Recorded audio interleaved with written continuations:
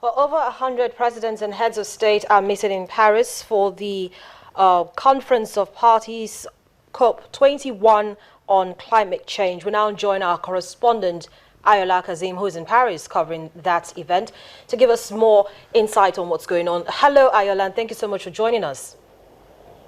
Hello, Harriet. How are you doing today? Very well, thank you. Now, what key principles will guide Nigeria's policy formulation on climate change following the federal government's commitment to 20% unconditional and 45% conditional greenhouse gases emission reduction post-2020?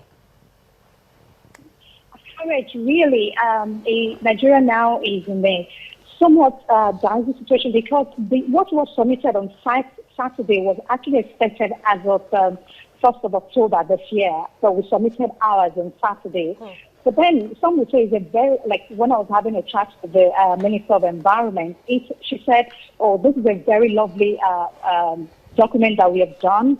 Nigeria, all the proposals Nigeria actually read in the first story, like this is a very good one that we are following. But then everybody is particularly interested in the government's appeal, the president's appeal to the heads of state for the approval of the Lake Chad Basin, because that one is what is really affecting us now, especially Nigeria, that we did not approve the Lake Chad Basin because it's going to affect about 5 million people. Particularly in its words, said that if the river, the Central African Republic, one of the rivers from the Central African Republic, is allowed to be emptied into the Lake Chad Basin, at least 5 million people will benefit from it. And then we should stop allowing, the world is leaving behind millions of people who depend on the Lake Chad for survival.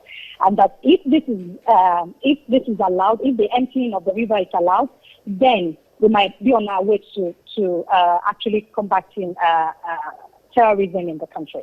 So let's talk about the impacts this could possibly have on the federal government's position with regards to the economy now. Okay, well, he actually said that the economy of the country, that because millions of people depend on that Lake Chad Basin for the economy. He said before, it's 2 generations ago, only the land, like particularly our population, the land in our country, for instance, like Nigeria, would depend on there's some areas that a piece of land belongs to 2 people, 10 people, now belong to 100 people. That's talking about Nigeria's population. And that this is really affecting our economy.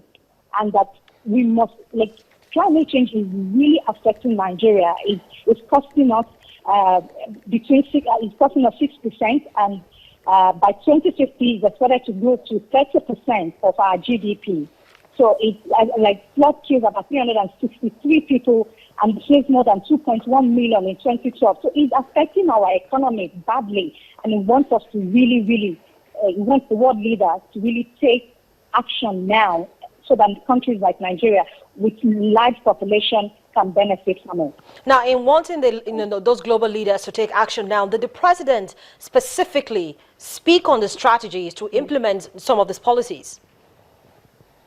Well, that is what we have submitted today, on Saturday, for our intended nationally determined contribution, which is why I said that we are in a diverse position now, because we've not really stated what we're going to do. We just stated that this is what we want to contribute to it. That by 2030, we want to we want to move away from our business as usual, reduce emissions by 45%. There's really no specific strategy as it is, but it's like a work in progress. But as I said earlier, I had a chat with Minister for the Environment.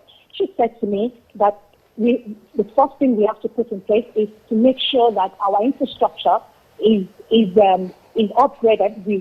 Most of the things that we need to move to the next level is to make sure that we sort out the problem of infrastructure, because that's a major thing for us to achieve what we want to achieve. We want to move to renewable energy to reduce our emissions. It depends so much on emission. And of course, I mentioned to her that, everybody in Paris is saying that we must stop the use of fertilizer, and we know that Nigeria so much depends on fertilizer. And she said to me, of course, we want to do that, but then the issue of subsidy. So how are you going to tell the people to trust you when you remove subsidy, for instance. He said, okay, that is when it's a bit dicey for them, but then it's a work in progress. But definitely going to make sure that they do everything possible to make sure Nigeria understands what it is for us to move away from fossil economy. Well, thank you so much, Ayola, for bringing us updates on what's actually going on there. Of course, we're going to keep talking to you to know more about what's going on at the COP21 United Nations Climate Change Summit.